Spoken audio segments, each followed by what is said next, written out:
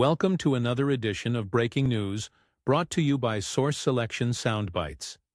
Today we will discuss the case of ASRC Federal Data Network Technologies, or AFDNT, that was decided at the GAO. The case concerns a Phase 3 sole source governed by the policy directive. The CIBR program was established to increase the participation of small business concerns in federally funded research or research and development. The CIBR program has three phases. Under Phase 1, firms competitively apply for an award to test the scientific, technical, and commercial merit and feasibility of a concept. Under Phase 2, a firm may submit a proposal to further develop the concept that it first conceived in Phase 1. For Phase 3, the Small Business Act provides that where appropriate, there may be a third phase for work that derives from, extends, or completes efforts made under prior funding agreements under the CIBR program. Under Phase 3, firms obtain funding from the private sector or non-CIBR government sources to develop concepts from a Phase 1 or Phase 2 award into commercial products or services for use by the federal government. The agency decided to award a contract to American Systems, who executed an assignment and assumption agreement with the vendor who performed the Phase 1 and Phase 2 CIBR contracts. The government also executed a novation agreement with American Systems and recognized it as the successor in interest to the prior vendor's contracts listed in the novation. AFDNT learned of the award and filed a protest against the agency's action. The protester AFDNT alleges that American Systems is ineligible for a CIBR Phase 3 award under the relevant provisions of the CIBR statute and the CIBR Program Policy Directive promulgated by the Small Business Administration. Specifically, AFDNT asserts that the award does not meet the statutory definition of a Phase 3 award because the work does not derive from, extend, or complete any of American Systems' prior CIBR agreements, and that the agency improperly awarded a non-competitive contract.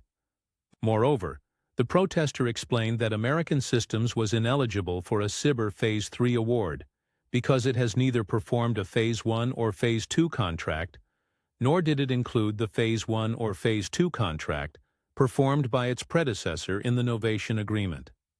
The agency countered that by virtue of American Systems' acquisition of the qualifying predecessor company, American Systems is the successor in interest and therefore is eligible to receive the Phase 3 award under the policy directive. The agency also contends that American Systems is eligible to receive a Phase 3 award because it novated the predecessor's prior Phase 3 award. Thus, the novation of the predecessor's prior Phase 1 and Phase 2 contracts was not required to make American Systems eligible for a Phase 3 award. En route to finding against the agency, the GAO determined that the plain language of the CIBR Policy Directive requires that in order to be eligible to receive a Phase 3 award, a company has to have either performed, been novated, or been identified as a successor in interest to a Phase 1 or 2 award. The GAO also noted that the CIBR Policy Directive clearly explains that in order to receive a Phase 3 award, the awardee must have either received a prior Phase 1 or Phase 2 award or been novated a Phase 1 or Phase 2 award. To GAO, the word must in the previous sentence makes clear that receipt or novation of a Phase 1 or 2 award is a requirement to establish eligibility of a company to receive a Phase 3 award. Given these facts, the GAO sustained the protest. Now let's address a few of the lessons learned from this protest. They include: 1. A successor in interest may receive a Phase 3 contract even though it did not perform a Phase 1 or Phase 2 award. 2. The performance or novation of a Phase 1 or 2 is required to be eligible for a Phase 3 award. And 3. To be eligible for a Phase 3 award, the successor in interest cannot just novate Phase 3 contracts, but it must novate the Phase 1 and Phase 2 contracts that qualify them to receive sole source Phase 3 awards. In this episode of Source Selection Soundbites, we discussed the AFDNT case and the sole source concepts related to Phase 3 CIBR awards. This concludes today's source selection soundbite. If this video was helpful, hit the like and subscribe button to ensure you don't miss any new material. If you want more details on the subject, they are available on the Source Selection Answer app. It contains lectures, quizzes, court cases, sample documents, and more material that allows practitioners to quickly obtain actionable knowledge.